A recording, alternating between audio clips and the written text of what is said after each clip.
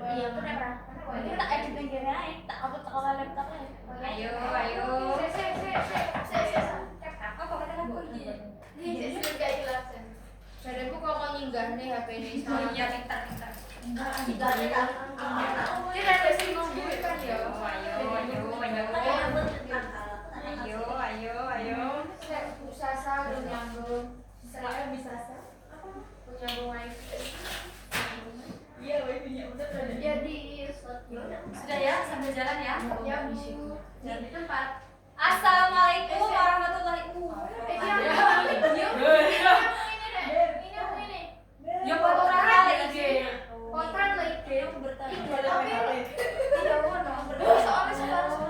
Tapi sumpah potran tapi tak bawa tadi pada.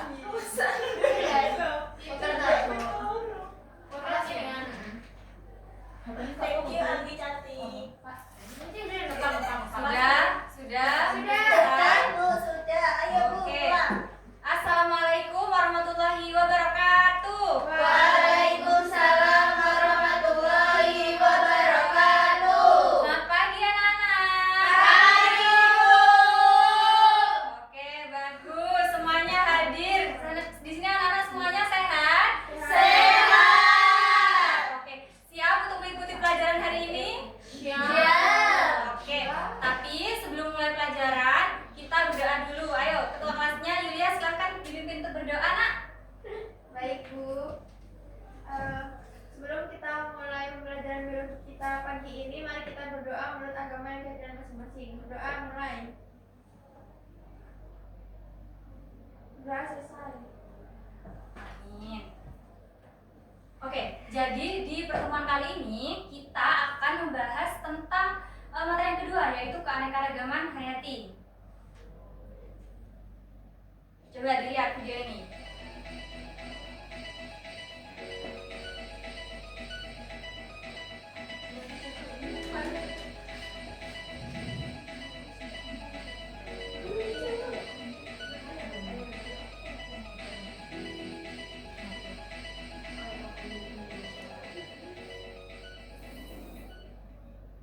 Nah, dari video ini yang cuma beberapa detik, anak-anak lihat ada hewan apa aja, ada tumbuhan apa aja. Coba, ada organisme apa aja? Ada kaca.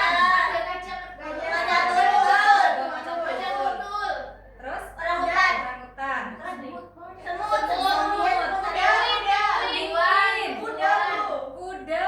Terus tadi ada hutan, Bu. Ada hutan, ada banyak sekali ya. Ya. Dari video yang cuma beberapa detik ini aja, anak-anak sudah melihat banyak banget organisme, banyak banget kehidupan. Nah, Ya. sekarang coba bayangkan anak-anak ambil 1 sendok tanah. Kira-kira di 1 sendok tanah itu ada apa aja coba? Semut, tanah, Ada tanah. Ada tanah, bakteri. Kamu kok tahu ada bakteri, lihat di mana gitu? Ya, di TikTok katanya.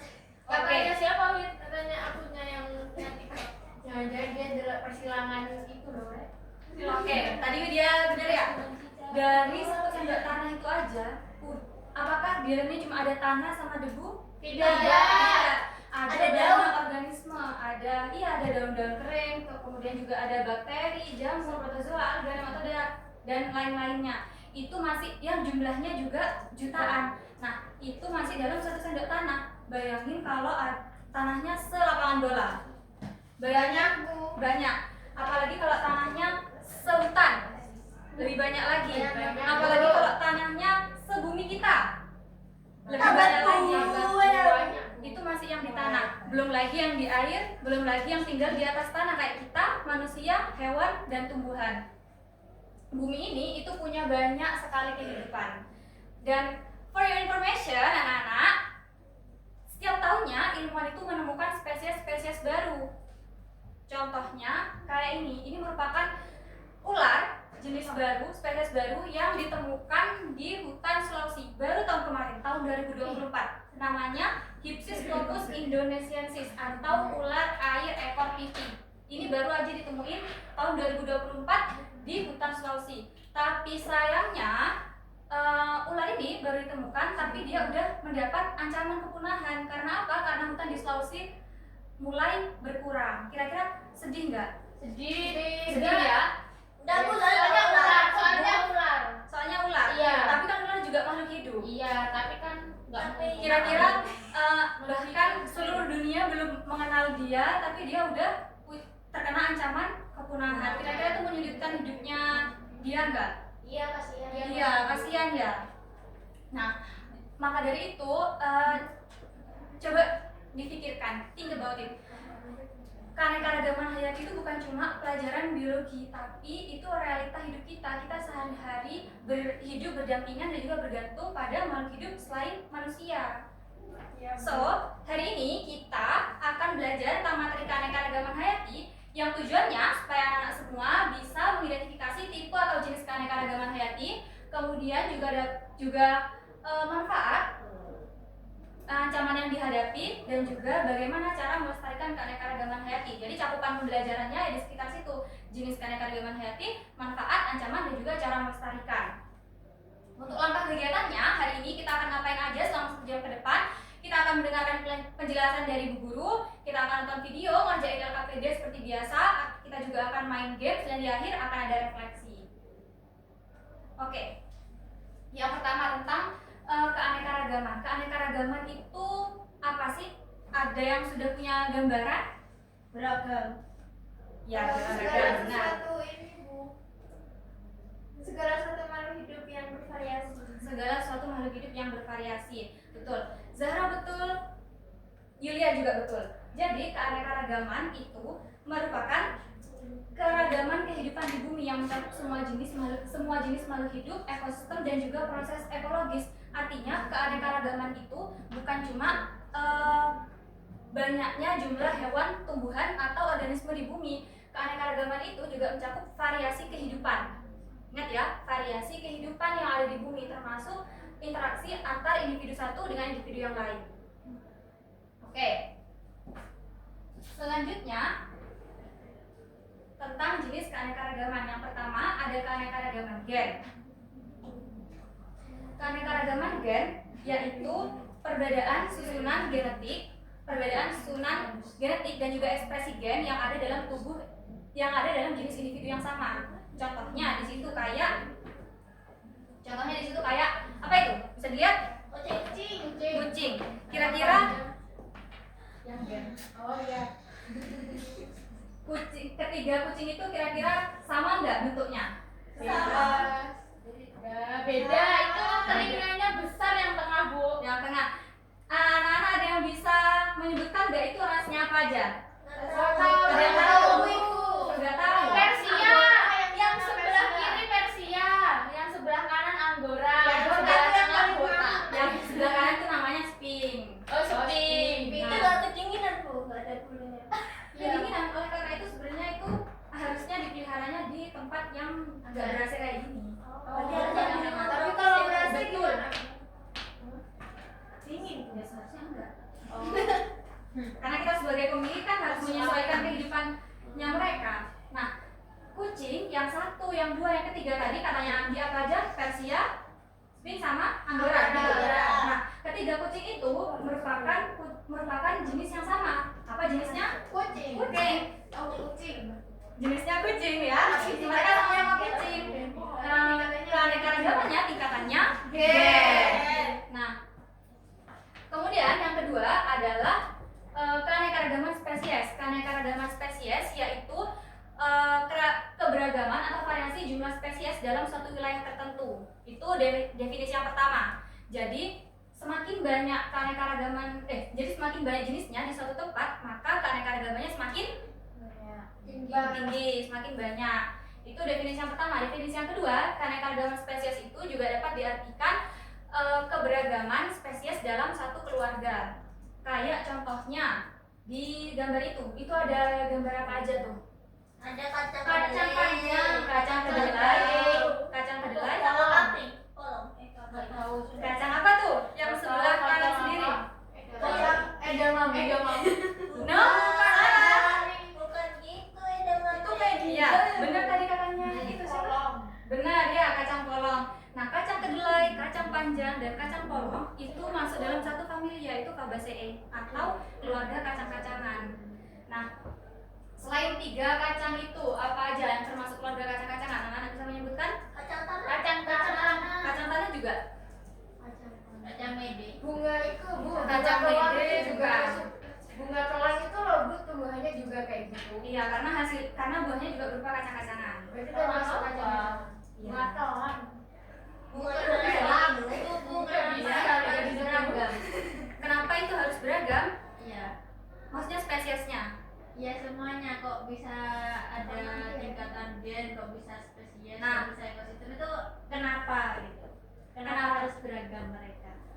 kenapa harus beragam atau kenapa beragam? Yang pertama, kenapa mereka beragam? Ya. Karena adanya suatu proses evolusi. Nah, kita itu bukan cakupan materi kita sekarang, kita akan belajar di kelas 12 nanti, 2 tahun lagi.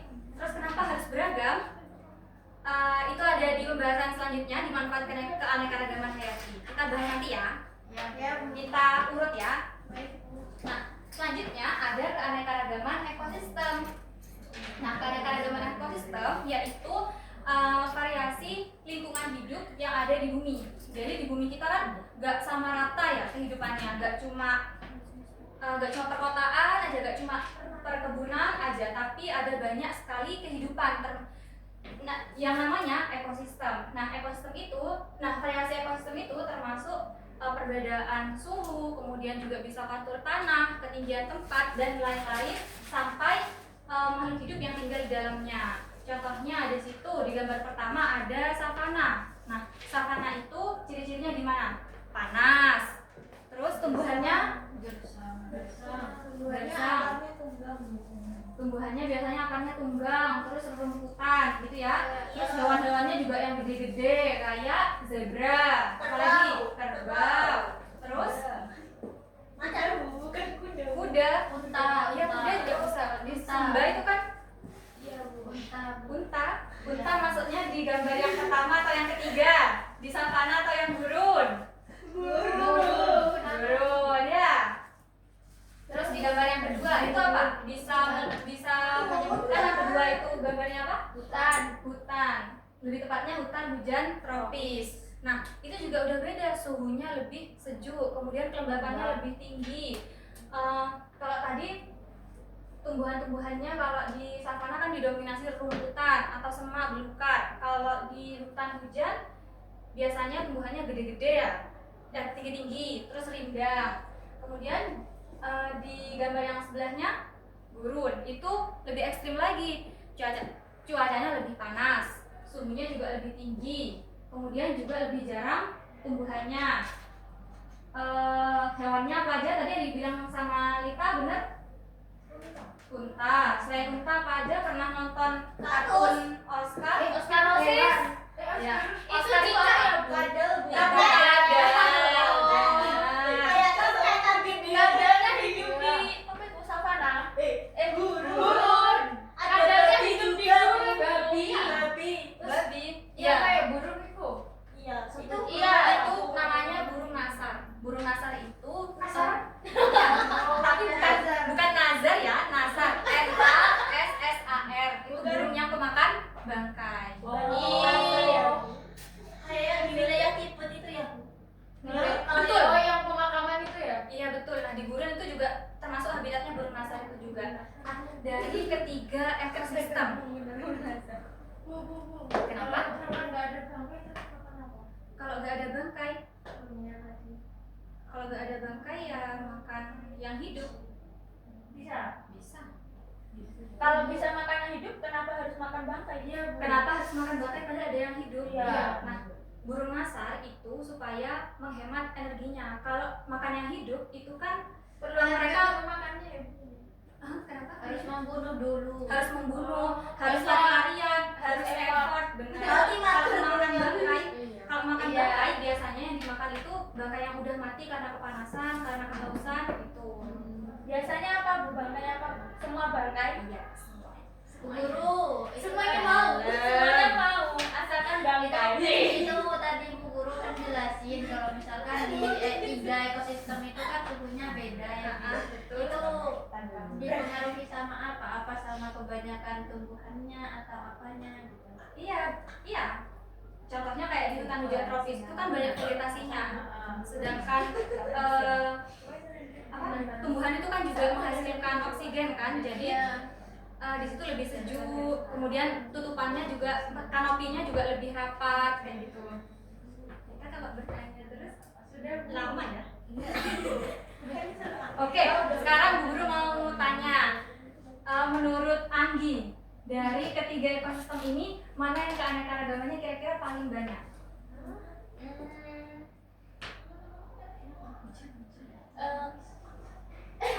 Kira-kira mana yang organismenya paling banyak? Oke deh,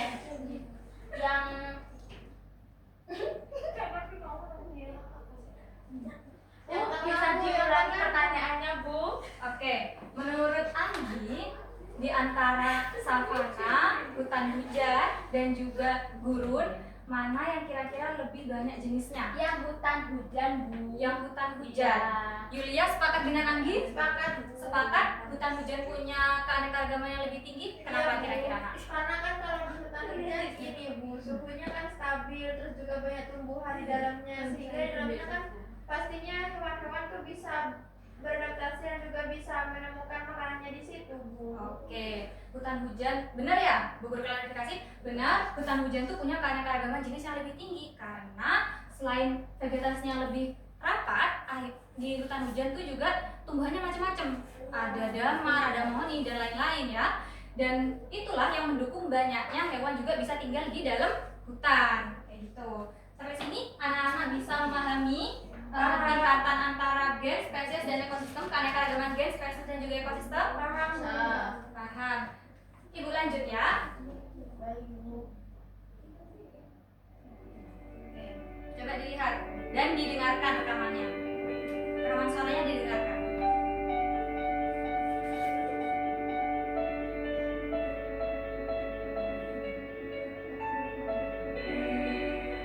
Kehidupan manusia bergantung pada tanah, sama seperti kita bergantung pada laut untuk bahan makanan dan mata pencarian.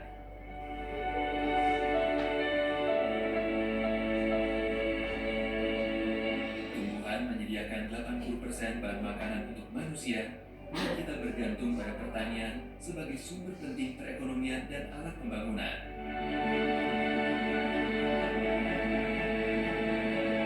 Hutan meliputi 30% permukaan bumi dan merupakan habitat bagi jutaan spesies serta menjadi sumber air dan udara bersih dan juga sangat penting untuk melawan perubahan iklim.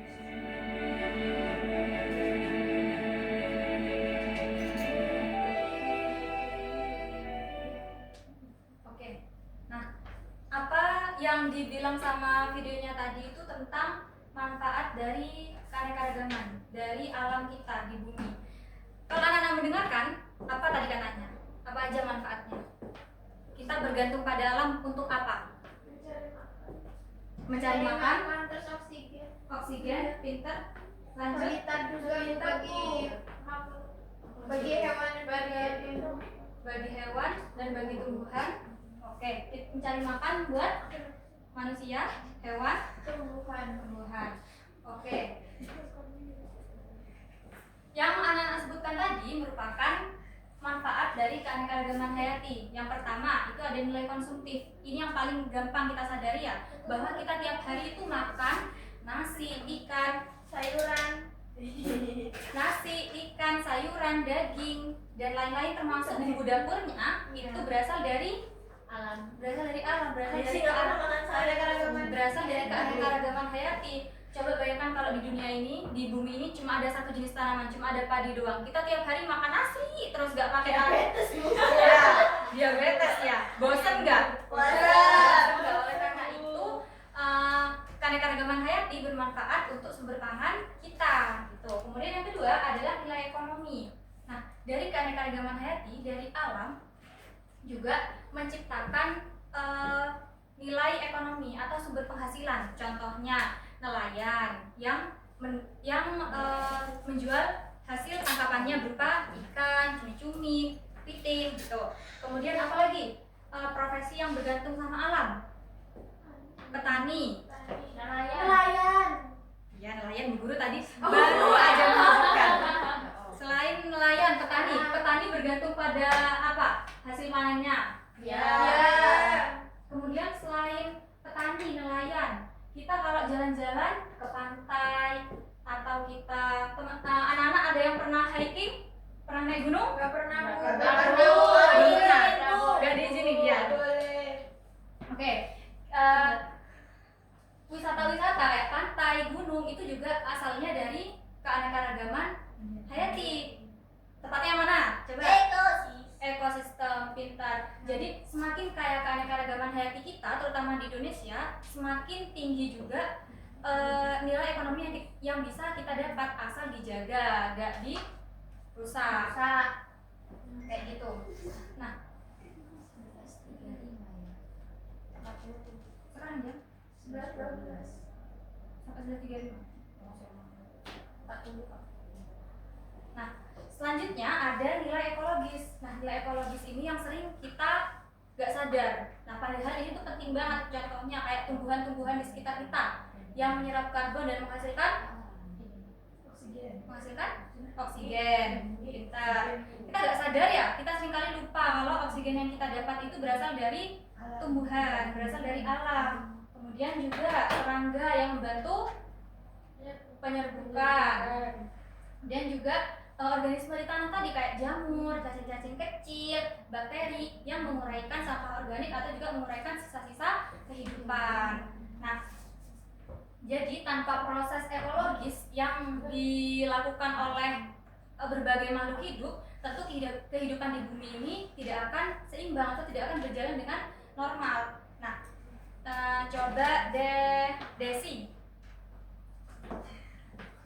kira-kira apa yang bisa kita terapkan, apa yang bisa Desi terapkan supaya dapat menjaga nilai ekologis dari keanekaragaman hayati. Kita harus apa tuh biar nilai ekologisnya itu tetap terjaga?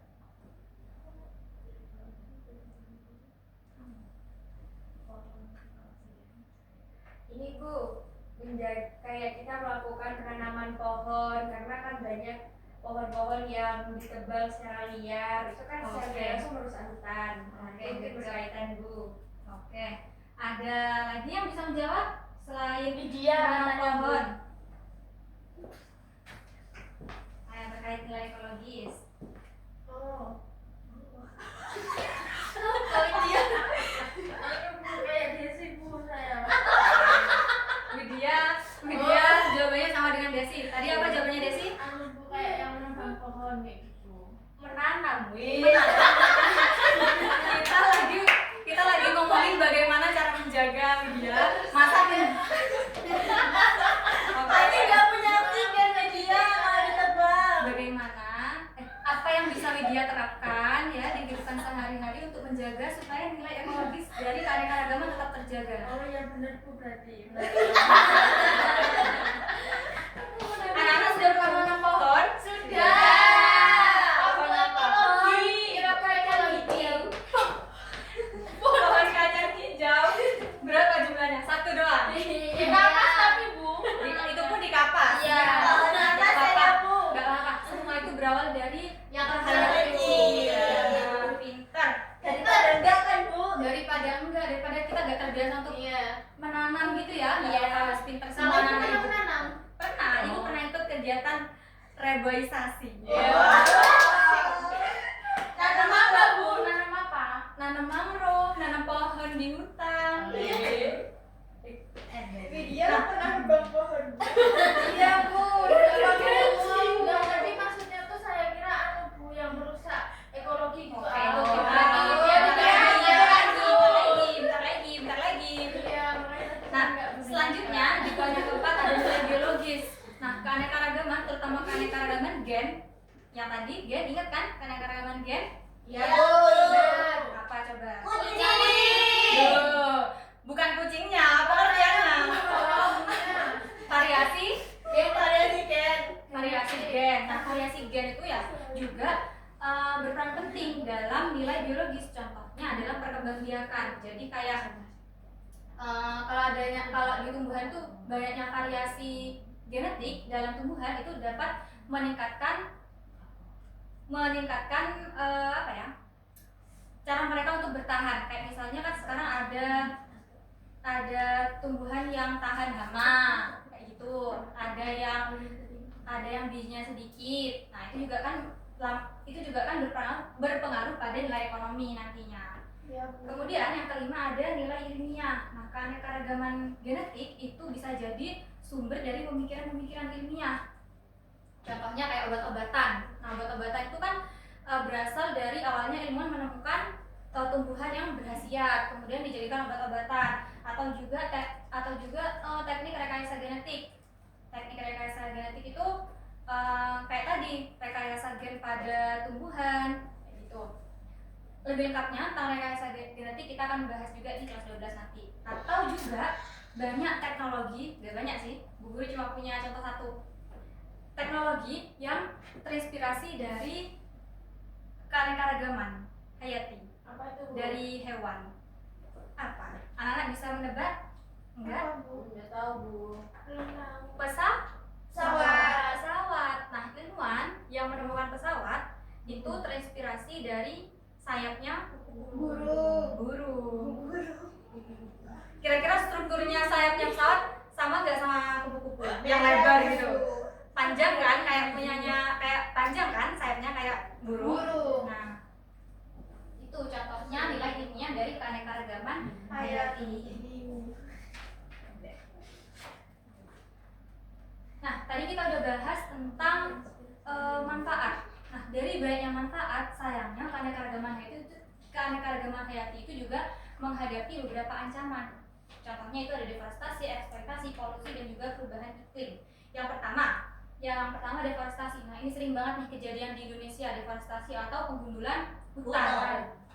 Nah, penggundulan hutan itu bisa karena alih fungsi lahan menjadi perkebunan, industri atau perumahan, jalan tol, dan lain-lain. Nah, akibatnya hewan yang ada di hutan itu akan kehilangan tempat tinggal. Kemudian sumber kita oksigen juga berkurang apa bertambah? Berkurang. Ditebangin. Anak-anak pernah lihat di TikTok, di IG ada gajah yang ketabrak mobil? Iya. Anaknya gajah ketabrak mobil? Iya. Kasihan ya? Iya. Kasihan ya. Nah, itu karena sebenarnya gajah itu punya jalur yang sama, dan gajah itu merupakan hewan yang sangat mengingat banget. Jadi dia kalau udah punya satu jalur, dia bakal lewat situ terus. Nah, jalur yang dulunya hutan tiba-tiba diganti jadi tol, dia kan nggak tahu, taunya itu jalurnya dia lewat. Nah, akhirnya dia ketabrak truk. Nah, apakah itu salahnya gajah? Tidak, karena gajah taunya itu jalurnya dia untuk mencari makan. Nah, tapi justru dijadikan jalan oleh manusia kayak gitu. Nah, kemudian yang kedua ada eksploitasi. Eksploitasi ini contohnya kayak perburuan liar. Di situ contohnya kayak ada lutung. Lutung itu merupakan, bagi sebagian orang, lutung itu merupakan hewan eksotis untuk dipelihara. Bagi anak eksotis enggak? Enggak, menakutkan bagi sebagian orang. Lutung itu hewan eksotis, akhirnya dia diperjualbelikan secara ilegal. Padahal itu enggak diperbolehkan karena pertama primata selama masa kecilnya itu selalu digendong sama induknya. Jadi kalau mau ngambil primata, termasuk monyet itu yang punya monyet ekor panjang yang dijadikan topeng monyet itu harus diambilnya dari kecil dan harus dibunuh ibunya. Kenapa dibunuh? Karena ibunya agresif banget ketika punya anak. Kan ibu-ibu. Iya, karena kalau seorang ibu Rasa ya. kuat ya. Iya. Nah, selain itu eksploitasi itu juga kayak misalnya harimau yang diburu kemudian dijadikan hiasan. Nah, diambil kulitnya, dijadikan karpet, dijadikan patung gitu. Nah, besok anak-anak sekaya-kayanya anak-anak nggak usah gitu ya, nggak usah beli furnitur yang dari hewan-hewan liar ya. Kasihan mereka harusnya ada di hutan, mereka harusnya ada di habitatnya mereka hidup dengan Tapi tenang. Bu, saya semuanya beli gelas, Bu. Ada tas yang dari kulit ular itu. Nah, kalau ular itu beda lagi yang kalau ular dan nggak apa-apa babi berarti itu kalau ular. nggak apa-apa, asalkan itu dari perusahaan yang punya lisensi atau ularnya itu dari penangkarannya sendiri. Sengaja dikembangbiakan Jadi untuk yang diambil legal kulitnya. ya, Bu? Jadi yang legal. Kalau makan ular? Di Korea dari kan Indonesia. bagi sebagian boleh. Iya, bagi sebagian boleh. Nah, itu bukan ranahnya ibu ya tentang boleh atau enggak. Mungkin nanti bisa ditanyakan di pelajaran agama. Oke, Bu. Oke. Nah, selanjutnya ada polusi. Nah, polusi ini merupakan apa? Namanya polusi pencemaran. Bisa pencemaran udara, tanah, dan juga air. Kalau di situ contohnya pencemaran air, yaitu sampah-sampah yang ada di laut. Nah, sampah yang ada di laut itu, ikan itu ya kadang nggak bisa membedakan mana sampah plastik, mana mana mangsanya. Contohnya kayak hiu itu. Nah, itu kan gambar ini botol, kalau kita mungkin bisa jeli ya kalau di gambar asli. antara botol sama ikan mungkin kita bisa membedakan, tapi kalau hiu mereka nggak bisa. Apalagi penyu. Penyu itu makanannya apa? Nana tahu? Nggak tahu. Penyu itu makanannya ubur-ubur. Oh, yang kayak plastik ya, Bu? Iya, ubur-ubur itu sama kayak kantong kresek kalau di air. Oleh karena itu banyak penyu yang mati gara-gara kemakan kresek. Harusnya dia makan ubur-ubur tapi salah dalam melihat, akhirnya dia makan kresek. Itu kan mematikan bagi pencernaannya penyu, gitu kan? Tapi berubur lo menyetrum. Menyetrum. Maksudnya kalau bikin kue kayak menyetrum. Iya, Iya. Karena itu terganggu ya, merasa terganggu ya, terancam ya. Betul. Ubur-ubur ikan lele. Nah, Bu Guru mau tanya juga, siapa yang belum tanyain? Bella. Ya Bu, aku tadi sudah jawab Bu. Oke, Zahra deh. Ya belum ini Bu. Zahra. Udah Rabu. Tadi kan kita ngomongin polusi, kira-kira apa hubungannya polusi sama keanekaragaman hayati? Kenapa polusi itu menjadi ancaman gitu loh bagi keanekaragaman hayati? Kalau contohnya ada ya Bu. Tadi kan hiu nggak bisa membedakan antara ikan sama sampahnya sendiri. Iya. Botol. Bukan Penyu kalau di plastik sama Enggak, tapi itu kan Itu tadi ya udah contohnya beda. ikan di paus, dicontohnya Oh, sampai lagi iya. ngomongin ikannya. Nah, terus kan banyak yang dimakan nggak cuma ikan aja kan Bu. Iya, Jadi betul. ada sampah-sampah juga yang masuk. Jadi bisa mengganggu pencernaannya si hewan-hewan yang ada di lingkungan laut. Jadi bisa terserang penyakit di organ pencernaannya. Itu juga mungkin bisa menghambat di tenggorokannya ya Bu ya. Iya, Kan nyangkut nggak di bisa tenggorokannya. nggak bisa diolah kayak ikan yang lainnya. Jadi bisa mengganggu kesehatan dan bisa mati ikannya. Jadi Kalau banyak ikan yang mati, akhirnya nggak beragam, bisa punah. bisa punah. Betul, pinter banget Zahra. Makasih. Nah, selanjutnya yang keempat ada perubahan iklim. Nah, kalau yang tiga tadi, deforestasi, eksploitasi dan polusi itu lebih banyak disebabkan oleh manusia. Perubahan iklim itu bisa jadi disebabkan oleh alam, tapi juga gak menutup kemungkinan disebabkan oleh manusia kayak global warming dan lain-lain. Nah, kenapa perubahan iklim itu bikin keanekaragaman hayatinya makin menurun?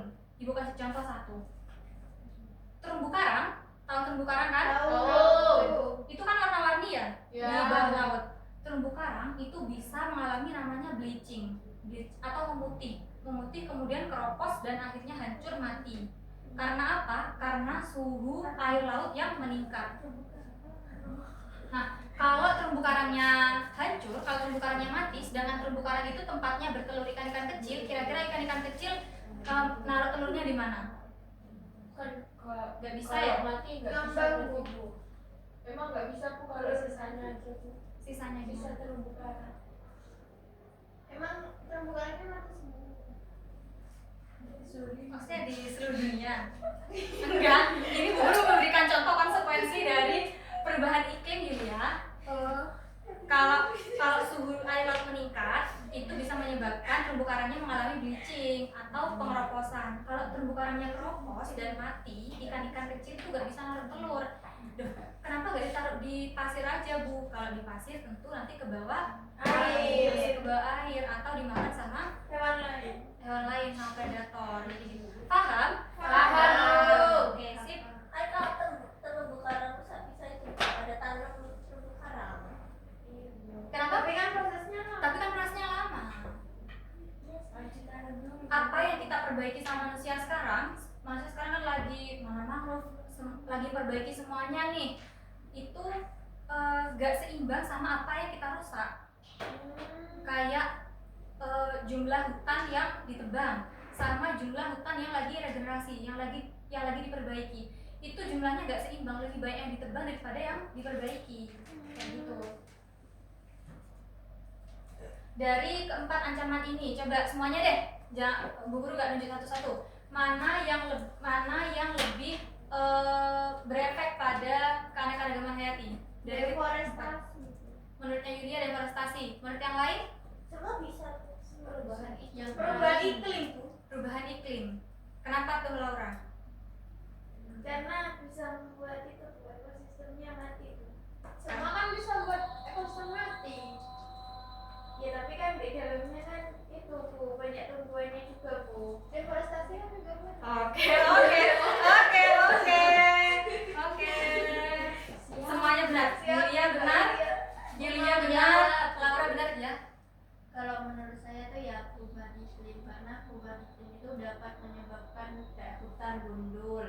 Misalkan itu kalau di hutan, kalau misalkan di laut itu juga bisa, di perairan itu iklimnya juga bisa berpengaruh ke hewan-hewannya gitu, ke tumbuh-tumbuhannya gitu. Oke, benar. Jadi Pintar. Bu, kalau perubahan iklim itu dampaknya banyak Bu, gak cuma apa itu namanya kan perubahan iklim itu juga banyak macamnya. Jadi misal kayak tadi ya kebakaran itu juga kan menyebabkan hutannya gundul, terus Iya. itu juga nantinya berdampak bisa dikatakan deforestasi seperti Iya. itu. Jadi perubahan iklim itu sangat besar banget dampaknya terhadap keanekaragaman hayati. Oke, Karena benar. Bu, kalau di kebakaran kan biasanya malah tambah subur, maksudnya tambah bagus tanamannya yang tumbuh. tanahnya. Iya. Benar. Setelah kebakaran, karena hasil pembakaran yaitu abunya itu memang dapat menyuburkan tanah. Tapi balik lagi, benih-benih yang tumbuh untuk menjadi pohon yang gede-gede kayak di hutan tadi yang sebelumnya kebakar butuh waktu berapa lama? Bertahun-tahun, berpuluh-puluh tahun. Nah, oleh sebab itu tadi yang katanya Bu tadi, perbaikan yang kita lakukan itu gak sebanding sama yang kerusakannya. Kayak gitu, benar tadi katanya Nana, katanya Laura, Lailatul, Zahra, Bella. Dari 4 ancaman ini yang paling berefek adalah perubahan iklim, karena perubahan iklim itu mencakup ke semua habitat, mulai dari hutan sampai laut. Oke, next. Selanjutnya ada beberapa macam pelestarian atau pelestarian, bagaimana kita dapat melestarikan hewan atau tumbuhan supaya mereka itu tetap eksis, supaya